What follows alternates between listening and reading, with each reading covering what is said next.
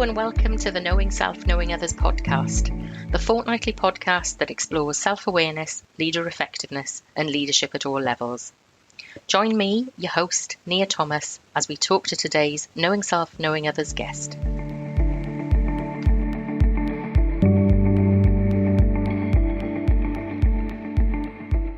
I'm joined today by Matthew Phelan, and I'm so looking forward to this conversation. I've been following Matthew on LinkedIn for quite some time, and I definitely feel like I'm in the presence of a celeb because Matthew has written a book. Matthew's just done a TEDx talk, and he's the co-founder of the Happiness Index. But Matthew, I will hand over to you to introduce yourself. Hey Nia, thanks for having me. Being a celeb is probably my worst nightmare, but I do enjoy being known, like within the business community. That's a really useful thing because you can start interesting conversations like we wouldn't have met otherwise. True. But being recognised by randoms in cafes and stuff like that would be my worst nightmare. But being able to meet people on this level and come on podcasts like this is absolutely brilliant. So yeah, as you said, I'm co-founder of the Happiness Index. My most important job is dad. Got two amazing children. I do the school run every day in the mornings. It's an absolute nightmare. It's what I use to describe the different types of happiness around like joy and happiness, which is the school run is what makes me happy. But if you saw me on the school run, you would see my joy is very low and think, why this guy's not happy? But I use it to explain what the Greeks would call as eudaimonia, which is your underlying happiness, the feeling about your life. But having a job that allows me to do things like the school run makes me happy. It doesn't necessarily bring me joy. And if you saw me stressing and panicking about whether we've got the right packed lunch or something, you'd probably think, well, that guy's not very happy. But it does bring me a lot of happiness in my life. That's amazing.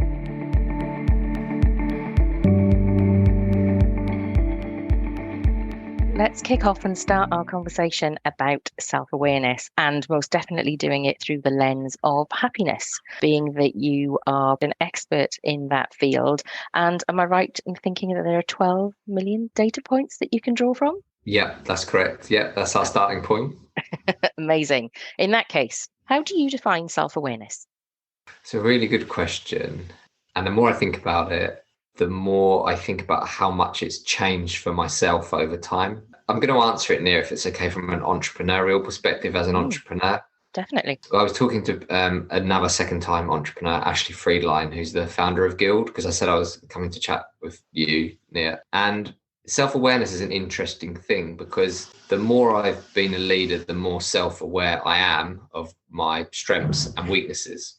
And some of that is positive and some of that can also be negative. And the reason I thought that was an interesting thing to discuss is that when you're a first-time entrepreneur, you have no self-awareness that things could go wrong. Oh, okay. And that is a strength and a weakness, right? The second time round, you know how difficult it can be. So you're more self-aware of your strengths and your weaknesses, what you're good at and what you're bad at. But that can also be something that creates more doubt in your head. I wanted to answer it in a slightly different way and just say, I think everyone being on a journey of more self-awareness and understanding your strengths and weaknesses, that would be my definition of self-awareness, understanding your strengths and weaknesses and how that impacts others. And I don't think it's a bad thing to be on a continual journey of becoming more self-aware. But I do find it interesting how self-awareness can bring benefits and also negative things. The best example could that be looking at children and watching children. Like children don't necessarily have high levels of self-awareness, but sometimes, let's pick dancing as an example. Sometimes not being self-aware about dancing is a really good thing because you just get up and dance and you don't care what anyone thinks. Because you're not self-aware of whether you're a good or a bad dancer. So for me, self-awareness at work is around understanding your strengths and weaknesses and your impact on others. And it's a good thing to continue that progression of understanding. But I just wanted to add that little bit of nuance in for a discussion that I'd had with another entrepreneur. And that's really interesting that I had a conversation with another podcast guest, Liam McGuire, a couple of weeks ago.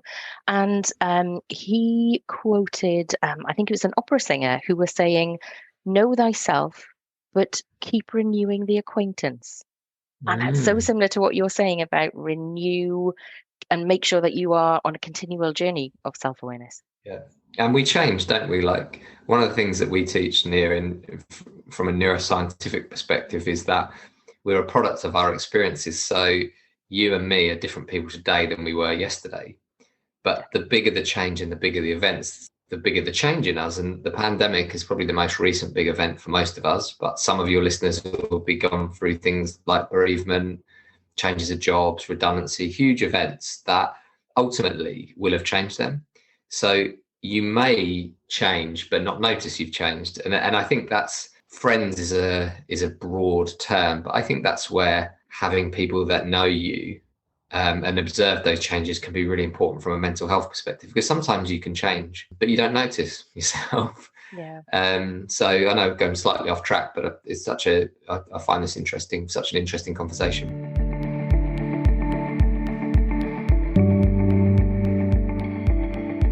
Do you think there's a relationship between self-awareness and leader effectiveness?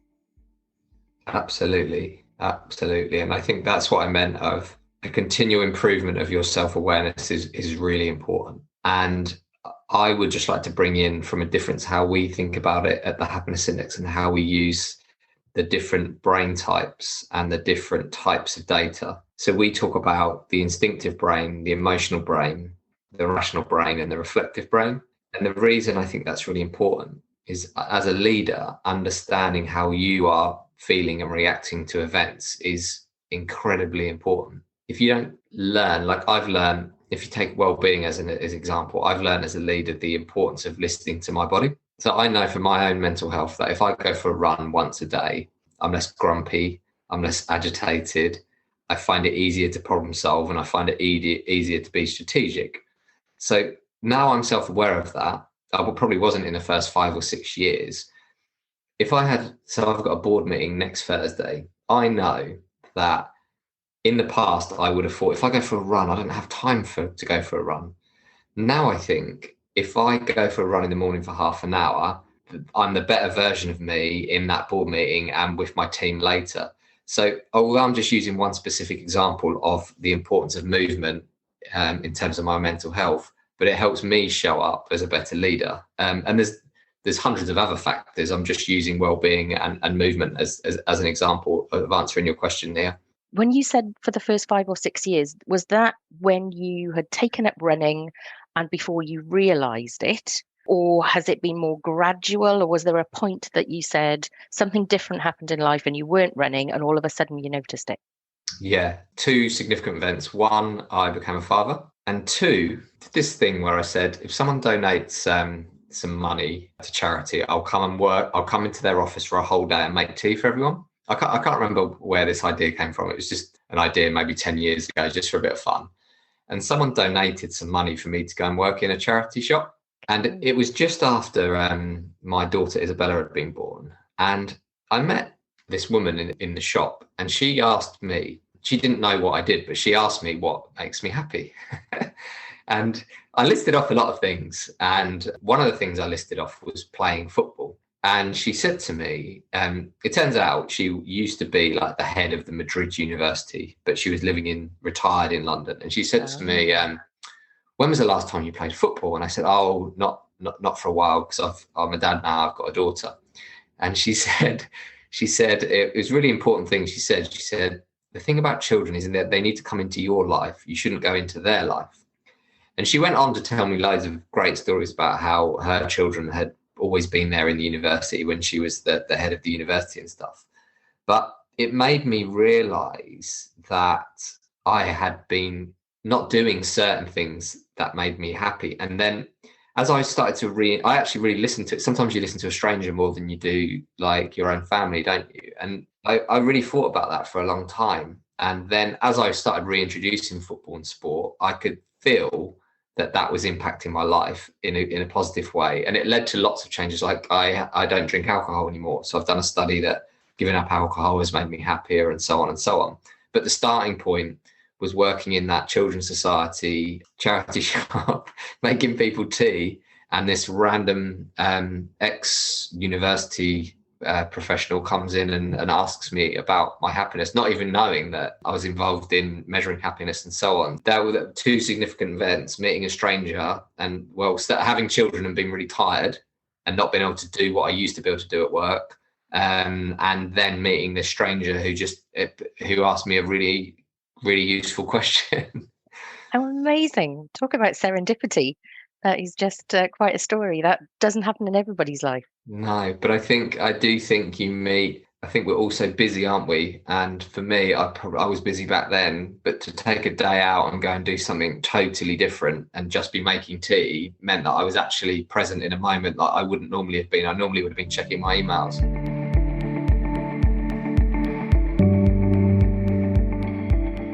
Do you think effective leaders can be found at all levels of organizations? Absolutely. And I don't think leadership is a hierarchical thing. I think leadership props up, you can see leadership at all levels and all walks of life. It can be someone that decides they want to organise the local food bank. It can be someone that in a family unit, someone can step up and be a leader there in certain ways. It can be the new person into your organisation that has decided. I work with someone called Laura. She's really pushed that. So we work for a company called Ecology. So when you join the Happiness Index, we plant trees as like a thing. So like for every employee, we plant trees, and then we do that every year. Laura just took leadership on that project because that's something she's passionate about. But she's one of the most junior people in our whole organisation. So I think it can present itself and be present at all levels. I think obviously if you're CEO, as I am, and so on, there's certain types of leadership that you need to exhibit and so on and so on. And I think you get better over time if you practice it and learn and educate yourself on it, just like anything. But I do think it's present at all levels, and you see it every day. And I'm always impressed when you're in a coffee shop, I love it when you meet people in those random situations that just take charge of a situation and help you, especially in customer service. Like, we all just want to be helped, don't we? Absolutely. Yeah. And as soon as someone says, "Don't worry, I'm going to fix this," then you can calm down. And it's great when you see that on a customer service perspective. In terms of your knowledge of organizations and all of your data points that you have about organizations, are you seeing anything that denotes that there is more happiness at more senior levels, or does happiness change throughout an organization? Is it determined by level, or does it change by level in an organization? Generally, the higher up people are in an organization, the happier they are. Okay. That is I wasn't something. expecting you to say that, I have to say. No, it's something we see consistently Okay. across. But if we think about some of the drivers, and this is where hierarchy is an important discussion. One of the top 4 drivers of happiness is freedom to take opportunities. That's one of the top 4, right? So if you work in a really hierarchical structure where you don't have any autonomy, that's going to hit your happiness. Whereas if you have lots of ability to grab an opportunity because you're higher up in the hierarchy, you are inevitably going to be happier. So there is a link to autonomy, freedom, and happiness. And I think it plays out in that. It's not the only reason for it, but absolutely we do see it, that the higher up the people in the organisation, the happier they are. And it goes back to the original point of self-awareness. When we present the happiness index data first, so the first thing that a client would go through is they get what's called a cultural assessment. And it's a readout of all their happiness and engagement data. I've never seen a company not surprised. Every company that we've ever done it with is always surprised by their data. That shows you that no matter how self-aware you are, the more senior you are, the more filtered your view is. And generally as human beings, and you see this in politics all the time, like, you kind of think that everyone else thinks like you. So if you're happy, you kind of think, oh, everyone else is happy. But the reality of that is it's not true. Because the higher you up, no matter how open and forward you are as a leader, even if you've got a really flat structure, there are invisible power structures that are going to mean that stuff is filtered to you based on hierarchy. No matter how good you are at being open, there's always going to be those elements, because at the end of the day, you pay someone's wage, and whether you like it or not, you have a power over them, and you need to be aware of that power, because again, you can be the best company in the world, but you could make or break someone's career in the decisions you make. So whether it's conscious or subconscious, they could easily be filtering what they say to you.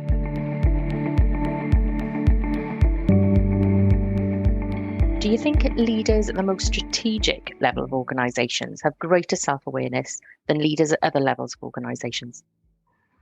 I think this is one of the hardest questions I've ever been asked. Okay. And the reason I think this is a tough question is because it goes back to what we were saying earlier about self-awareness can be a good and a bad thing, which is in toxic cultures in organizations, there are certain people that can just ignore everything and just rise to the top. And you could get someone who's really self-aware and great, but really sensitive. And that may be one of the reasons that they don't rise, because actually they're really worried about what everyone thinks. So the way that I would answer your question in a really open, what we would call a thriving culture, I think that self-aware people will rise to the top. Okay. On the flip side, if you have a very, very toxic culture, I would, and this isn't the happiness index view, it's just my opinion that I'm giving you. I just want to differentiate between the two. In a toxic culture, I think people that are less self-aware can rise to the top, because politics would be an example of something that is generally, if you watch Prime Minister's Questions Times, it's a toxic environment. Like whoever you're voting for, Labour, Conservative, Lib Dem, it's horrific to watch. And like, I think as a leader, I have certain attributes, a confidence about me that I feel like I could offer most companies. And I'd love to offer more of my skills to society through things like politics. But I know that I am way too sensitive to ever enter politics, because it is so personal. The things they say to you, it is very rarely about their skill set and what they can achieve. It's very personal, whatever side you're on. I'm just using myself as an example, and I'm using politics as an example of something that is really toxic quite a lot of the time. So to answer your question, I think self-aware leaders will do really well in what we define as a thriving culture, which is measured by happy and engaged employees, where we would say it's a toxic work culture where people are being like overly competitive for each other and so on. I think actually being not self-aware could be an advantage in certain circumstances. What an interesting perspective. And I've not heard anybody talk about that. But as you're saying it, I can absolutely see it, can say that I have experienced that. And yes, you watch that and you can see it playing out. And it was interesting, Yeah. I was having a conversation with Joanna Rawbone about introverts and extroverts. And I can definitely see there is some overlap in what you're saying and what Joanna was saying about how introverts may not be able to rise to the top because maybe they reflect too much, and there is just too much consideration. And sometimes you have to be a little bit more brash and just get on with it. And maybe in a less thriving organization, that is the only way that you can survive. I'll share a private conversation with you on that, Nia, that I had with a coach of a Premier League football club. And he was talking about, I won't name the footballer, but he was talking about a very famous black footballer that went into coaching after their career. And he was sharing with me a conversation that they had on this point of introvert. Now, what's saying to me that this coach had two things going against them to make it as a coach, which is one, they were black. And at the time, black footballers were not seen as leaders in the same aspect as white footballers. So that's an interesting point, number one. Number two, this person was also an introvert. So they were not the type of person that would shout and scream at people like your stereotypical football manager. Times have moved on now where you have people like someone, if we take Arsenal, Arsene Wenger, who was actually quite they used to call him the professor. So you're very different to your like screaming at the players manager. So again, I think it depends on the environment that you're in. So I think that the player that we are talking about could have been an amazing coach in the right place, the right time, with the right culture. But the culture within English football, when they retired, was not ready for that person. So I've just got back from Romania working with one of our partners. One of the leaders over there is an absolute introvert and such a reflector and so quiet. And it was so interesting to watch because you don't always see introverts leading, but to see it in that way is so much respect. It was just great to see. So again, they've got a strong culture with the company we're working in Romania, so it works. In a weak culture, an introvert will just be talked over. Thank you so much for sharing that with us. That is very insightful. And as an introvert myself, I'll certainly go away and reflect on that.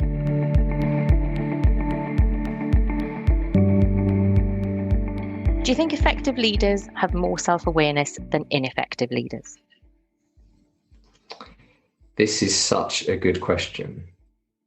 And again, I'm going to go back to the culture point. I know obviously you've got the culture person on, that it really comes down to the culture and the environment they're in. Because for me, in a strong culture where psychological safety exists, there's going to be a strong feedback loop.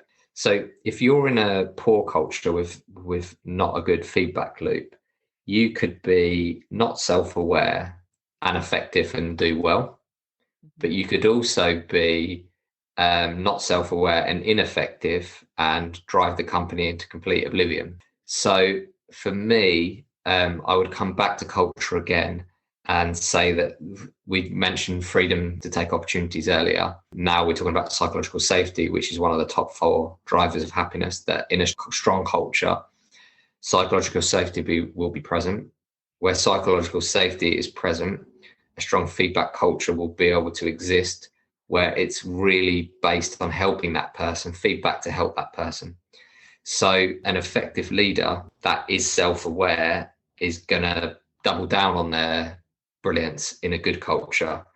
But even if you took an effective leader who's self-aware and put them into a toxic culture, you could have, where we see low happiness but high engagement, we get what we call a competitive culture. You could have a self-aware, competent leader who is dragged down by internal politics. Again, for me, it comes down to the culture, and my starting point for that would be psychological safety and specifics to this question. Does that answer your question? I think it does. And I think it makes me think about things slightly differently in terms of when I was looking at self-awareness. I determined that self-awareness and leadership and leader effectiveness were socially constructed. So it's about the relationship, it's about the interaction between individuals. But I didn't look further into the element of culture, allowing those relationships to blossom or not, or being a barrier to those relationships. And I think how self-awareness fits into a culture is a very interesting question to pose. So maybe it's something that we need to think about, and maybe we should talk more about that at some point. The thing that I would add to that, Nia, is that we're starting to use more the happiness index really built on neuroscience, so understanding our emotions and our body and our brain and how it all works together. But we're using a lot more quantum physics, which is really about the energetic connections between people. So none of us sit in isolation of each other. I think that's why it's a natural point to bring in culture, because how we act and what we do and who we are is impacted by those around us. And just to share one of the findings from our TED talk is that you're the average happiness of the people around you. All these things like happiness and stress impact the way that we are. So I would say self-awareness is something that can exist in you when you are in what I would say a thrive state. So your body is not in a fight or flight state of survive. So if an individual is in a poor culture, they may be in fight or flight, which I would say from a brain perspective would hinder their ability to be self-aware, because all their resources are going in to survive, fight the bear or run away from the bear. Whereas in a stronger culture, it can improve your ability. So what I would say on your point, Nia, is that none of us are an island, and we all live within the context of all the, what we would say, energetic connections around us. So, I mean, that is another conversation for another day, but I think it's a lovely place to start going.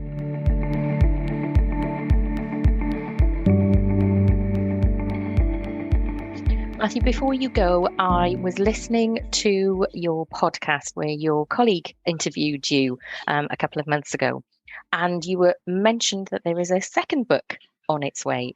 Tell us a little bit Yes. about this second book, just so that we're ready for it. Yeah, so I'm still unsure of the name. The first book was called Freedom to Be Happy. Broadly, it's called Freedom to Be Human. Mm-hmm. And I've mentioned 2 of the 8 top drivers of engagement and happiness. But the book will talk through the data we've collected from all 8. And it will also share the data on the 4 brain types, so instinctive, rational, reflective, and emotional. So it's a real geek fest. It aims to, like all of our stuff, I don't come on here to tell people what to do. I just come on here to share with what we've observed. We're in a really privileged position where we're collecting information in 100 countries on human behaviors and emotions and feelings. And I'm going to share in the book like what we're seeing about these things that you and me both are called human beings. And this is where I put my own self-awareness in. We probably have one of the biggest, we do have one of the biggest databases of happiness in the world, right? But I would say even us probably still only understand 0.0005% about us human beings and what all this happiness stuff means. So I feel I have a real obligation to just share what we've observed, and then for people to interpret that and make their own minds up and apply it within their own cultures and their own companies, rather than turn up on podcasts and say, this is how you make yourself happy and this is what you should do, which I think probably sells book deals and stuff like that. But I just don't think it's the right way to look at data. Matthew, thank you so much for joining me. I'm really looking forward to reading your second book. I've certainly got your first book, and I really enjoyed reading it. I will make sure that there are links to your book, to your podcast, and to your website in the show notes so that listeners can follow up and find out more about the Happiness Index. But for now, Matthew Phelan, thank you so much for joining me. Nia, thank you for having me on. Thank you for joining me, your host, Nia Thomas, at the Knowing Self, Knowing Others podcast. If you'd like to know more about self-awareness, leader effectiveness, and leadership at all levels, please take a look at my website, knowingselfknowingothers.co.uk. You can also join me on YouTube, LinkedIn, or Twitter. Make sure you bookmark the Knowing Self, Knowing Others podcast and tune into the next episode in 2 weeks' time. I look forward to having you on my learning journey.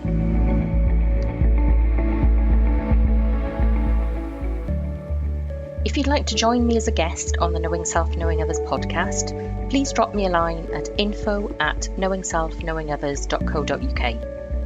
If you'd like to advertise your podcast, book, or company connected to self-awareness, leader effectiveness, or leadership at all levels, please drop me a line at the same email.